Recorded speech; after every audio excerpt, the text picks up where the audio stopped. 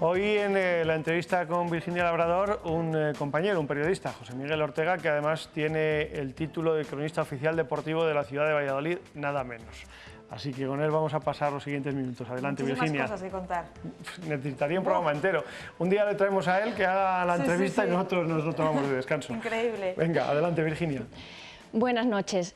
Maestro de maestro, estamos ante todo un número uno de periodismo deportivo. Buenas noches, José Miguel. Buenas noches. Si empezamos así, vamos a acabar mal. Que va, hemos empezado muy bien. Vaya. ¿Cómo llegas de estudiar para ser maestro al periodismo? Bueno, mi madre era maestra y en aquella época pues el magisterio era una seguridad. Quiero decir, más o menos podrías tener un puesto de trabajo, pero vamos, yo ya en primero ya me di cuenta de que aquello no me gustaba mucho.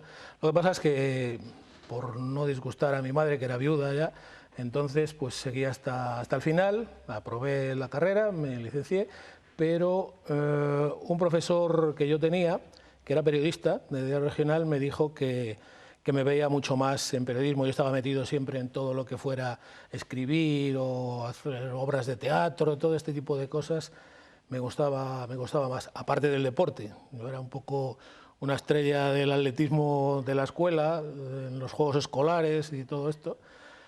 Y bueno, pues cambié el magisterio por el periodismo. Tuve la suerte de encontrar muy pronto trabajo. Con 20 años, 21 años, yo ya estaba trabajando. Me di cuenta de que efectivamente allí sí era feliz y hasta ahora. ¿Has hecho atletismo, balonmano, baloncesto? ¿Ha influido esos deportes para que te dedicaras al periodismo deportivo? El hacer esos tres deportes significó que no fui nada en ninguno. Yo creo que podía haber sido bueno en atletismo, tenía muy buenas condiciones, pero había domingos que jugaba un partido de la Liga Nacional de Segunda División de baloncesto en las piscinas, entonces estaba yo primero en el Águilas y luego en el Castilla. Hacía un cross, porque los cross entonces eran allí también por las Moreras, y luego por la tarde me iba a jugar un partido de balonmano. Una locura. O sea, la verdad es que era un poco tonto, porque no fui nada, o casi nada, y lo que sí es verdad es que el deporte me sirvió para conocer el deporte por dentro. O sea, yo en mi faceta periodística entiendo muy bien a los deportistas porque he sido cocinero antes que fraile. Porque es difícil, porque lo mismo retransmites el ciclismo que un partido de fútbol, que un partido de baloncesto. Eso ahora con el paso de los años es fácil, pero al principio no debió resultar. Sí, no, al principio es difícil todo. Al principio es difícil todo. Bueno, retransmitir los partidos sí, tuvimos unos cuantos años. Tuve una experiencia que no se la recomiendo a nadie. Cuando el Valladolid bajó a tercera división, entonces estaba yo en la voz de Valladolid y llegamos a un acuerdo para transmitir los partidos. Y no veas tú lo que es transmitir partidos en tercera división, que los tienes que transmitir entre el público. Salimos vivos de 2 o 3 sitios, de Talavera, yo siempre cuento lo de Talavera, en Talavera de la Reina, un toro mató a Joselito, el célebre torero, y yo me libré por las tablas porque la verdad... ¿Qué pasó? Pues la verdad es que nunca me lo he explicado por qué me querían matar a mí, porque yo no hice nada. Estábamos transmitiendo el partido, Juan Pascual, el difunto Juan Pascual, el padre de Juan Pascual, que es ahora jefe de prensa de la Diputación, y había una pista de atletismo alrededor del campo y estábamos en un foso retransmitiendo el partido y estaba el Valladolid con el Talavera empatado y arrancó Lorenzo, un jugador del Valladolid, por lo menos en 8 metros fuera de juego. Y el árbitro no pitó, y siguió, y marcó el gol, y se acabó el partido, ganó el Valladolid 1-2. Y en vez de matar al árbitro o a Lorenzo, pues me querían matar a mí. Me arrancaron el cable de la transmisión, bueno. Salí vivo de milagro. Has retransmitido olimpiadas, vueltas ciclistas, ¿qué más? Fundamentalmente ciclismo he hecho mucho, 24 vueltas a España, 18 Tour de Francia, 14 giros, 15 mundiales...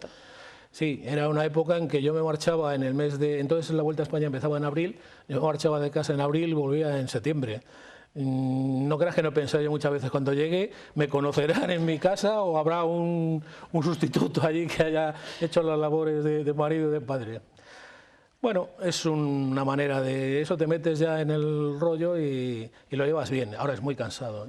¿Cuál ha sido la retransmisión que más importante o que más ha significado para ti? pues el Tour de Pedro Delgado, porque era muy amigo mío, los 5 Tours consecutivos de Indurain, que eso fue una gozada, porque que ganara un español y no ganara un francés, que llevaban sin ganar mucho tiempo, pues que se llenara de banderas de España los Campos Elíseos era una gozada. Yo soy un enamorado de París y concretamente de los Campos Elíseos, y verlos llenos de españoles y de banderas españolas, de verdad que emocionaba. Has cubierto 2 Olimpiadas. Sí, una fue en el 72 y otra en el 92. La verdad es que no he ido a más juegos porque coincidían casi siempre con el Tour, fundamentalmente con el Tour. Entonces, en Radio Nacional a mí me tenían preferentemente para el ciclismo. Tuviste la oportunidad de trabajar con Matías Prats. Sí. ¿Qué aprendiste bueno, de de él? trabajar, hice 2 partidos con él. Pues hombre, me aprendí mucho, en 2 partidos aprendí mucho. Primero, que para calentar la voz hay que tomarse una copa de coñac y fumarse un cigarro. Eso es una cosa que hacía Matías Prats, el padre de Matías Prats. A Matías Prats también le he conocido después, tenemos muy buena relación, muy buena amistad. Pero el padre me enseñó una cosa importante, y es no precipitarte cuando hay una jugada conflictiva, un gol, no volverte loco y decir ha ganado fulano, ha metido el gol fulano, si no estás muy seguro. O sea, él siempre decía, puedes seguir hablando de otras cosas, qué bonita ha sido el centro y tal, hasta que te enteras de verdad de quién ha sido el que ha marcado el gol. La tranquilidad esa que dan los años, lógicamente. Una anécdota de todas esas vueltas ciclistas que has hecho. Pues nosotros en mi emisora teníamos, yo particularmente, que era un poco el jefe del equipo, teníamos mucha relación con el equipo, el Movistar actual, que entonces era Banesto. Y hubo una etapa en la que el que era jefe de deportes, Juan Manuel Gonzalo, pues no sé por qué, se le cruzaron los cables y les dio un palo a los de Banesto porque en una etapa de Jaca habían dejado escapar a gente peligrosa y bueno, un palo monrocotudo. Y yo, claro, pues no le desdije porque era mi compañero, además era mi jefe, era jefe de deportes de la cadena. Y entonces fui luego al hotel a hablar con Miguel Indurain y con Echevarri, el director, porque me habían encargado un maillot para que me lo firmaran y no me dije la palabra. ¿Qué pasa? Y me contaron por lo que era y que se habían roto las relaciones y me costó pues bastante tiempo el volver otra vez a reconducir la situación, entre otras cosas porque al día siguiente Indurain se puso líder, fue aquella etapa famosa que se escapó con Chiappucci y luego pues con las aventuras, esta sí es buenísima, en un Tour de Francia, el del año 98, cuando el célebre dopaje, que era todo, no se hablaba de ciclismo para nada, solo se hablaba de dopaje. Empezó mal la cosa en Dublín, porque ese Tour salió de Irlanda, que fue cuando detuvieron a un masajista del Festina que llevaba un cargamento en el coche de drogas y tal. Y en una ciudad que se llama Slevén, una ciudad muy bonita, la meta estaba fuera de la ciudad, estaba al lado de un lago que tiene una preciosidad del lago. Si eres aficionada a la vela, es un sitio ideal, porque tienes un lago de 18 kilómetros de largo. Bueno, nos enteramos de que estábamos haciendo el programa y nos enteramos de que estaban haciendo registros en varios hoteles y tal. Entonces, Gonzalo y Iñaki Cano se cogieron un coche cada uno y me dijeron, acaba todo el programa. Y claro, yo cuando acabé me encontré que se habían llevado los coches y no me iba a meter 5 kilómetros andando hasta el hotel donde estaba la 11. Y entonces veo venir a un chico con una moto y le paro y le digo, soy periodista y tal, necesito que me lleves a este hotel. Y dice, pues no tengo casco. Para mí, no tenía casco para mí. Digo, no te preocupes que con esto yo tenía la acreditación del Tour. Con esto es como un salvoconducto, la policía no dice nada, a los 100 metros nos paran y la multa, y el tío me dice, yo no pago multa, que la pague este y tal. Y digo, yo no, a mí me has dicho que me subiera, yo salí de allí, entre otras cosas, porque es que no tenía ni un duro, me habían llevado la bolsa en el coche, no tenía dinero ni tenía nada. Y entonces tuve que salir un poco por piernas, Me hubiera gustado conocer el nombre del señor para pagarle la multa y para pedirle perdón, pero no estaba el tiempo para eso, porque había que llegar cuanto antes al hotel de la ONCE, porque efectivamente estaban haciendo un registro en todo, sobre todo en los de los equipos españoles. Fue tremendo aquello. ¿Qué opinas del dopaje que se está comentando tanto en el ciclismo? El ciclismo ha sido un deporte muy castigado por el dopaje y por la mala fama, porque el dopaje lo hay en todos los sitios. Ahora están saliendo ya en otros deportes, por ejemplo en atletismo, por ejemplo en tenis. La trampa está en todo el deporte profesional. Cuando hay dinero por medio siempre hay trampas. Y además la trampa va siempre por delante de la ley. Cuando quieren descubrir una droga ya han inventado otra. Cuando se descubrió la EPO ya había otra cosa que no la detectaban. Y ahora cuando van a detectar la EPO sintética ya habrá otra que es la hormona del crecimiento. Y después de la hormona del crecimiento pues siempre están por delante, lamentablemente. Yo veo mala solución a este asunto. Para mí no había que sancionar 2 años, había que sancionar de por vida al deportista que se droga y a la cárcel el culpable de que se drogue. Muy bien sentenciado. Esa es mi opinión. Como periodista deportivo, ¿cuál es el deportista español más importante de la historia? Aunque ahora esté a la baja, yo creo que Nadal. Hay un trío, Nadal, Gasol y Indurain.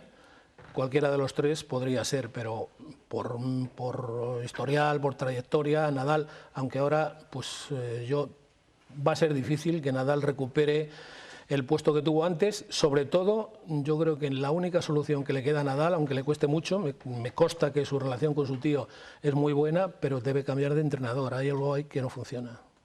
¿Un momento histórico para el deporte español? Son tantos y tan buenos. Precisamente ayer hablaba con uno de los olímpicos, estoy trabajando en un libro sobre los olímpicos vallisoletanos que saldrá después de Río, y ayer hablaba con uno de los olímpicos y yo creo que en aquella época el momento mágico fue cuando España le ganó a Yugoslavia en la semifinal de los Juegos de Los Ángeles y se clasificó para la final. Aquel fue un momento, yo creo que la audiencia que tuvo, un partido que se jugó a las 5 de la mañana en España, pues yo creo que tuvo como 10 millones de audiencia, con lo cual estaba todo el país pendiente de ese partido. Aquel fue un momento histórico. Los 5 Tours de Indurain, no cabe duda, los éxitos del propio Nadal, el triunfo del Mundial de España de fútbol, aquello también fue una cosa emocionante. La verdad es que últimamente nos hemos acostumbrado a comer langosta y ahora el tener que comer pizza me parece a mí que nos va a sentar mal. ¿Y un momento importante del deporte vallisoletano? Pues, por ejemplo, el éxito, eso a mí me llegó mucho porque estaba cerca y además era amiga mía desde hacía mucho tiempo, desde que era pequeña. La conocí a Miriam Blasco cuando fue campeona olímpica en Barcelona de judo. La Copa del Valladolid, la Copa de la Liga, también fue un momento muy emocionante. En fin, todos los éxitos del balonmano, en fin, muchas cosas. Afortunadamente el deporte vallisoletano, aunque ahora también estamos a la baja, cosa que se veía venir, o sea, esto no es nada sorprendente. Esto, cuando yo hice en el año 2013 el libro de la historia del deporte vallisoletano, 100 años de historia, ahí en ese libro yo decía que había que prepararse para las vacas flacas que estaban ya a la vuelta de la esquina, como efectivamente ha ocurrido. Lo intuía por su experiencia. Lo intuía porque estábamos en una crisis económica y el deporte, si no tiene dinero, pues no hay tu tía. ¿Cómo llegas a realizar trabajos de enseñanza para la BBC? Eso fue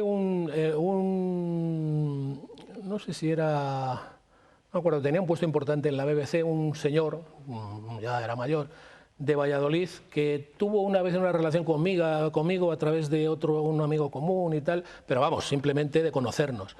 Y entonces me llega una carta de la BBC que si me interesaba hacer primero fue para la radio, porque hice para la radio y para la televisión.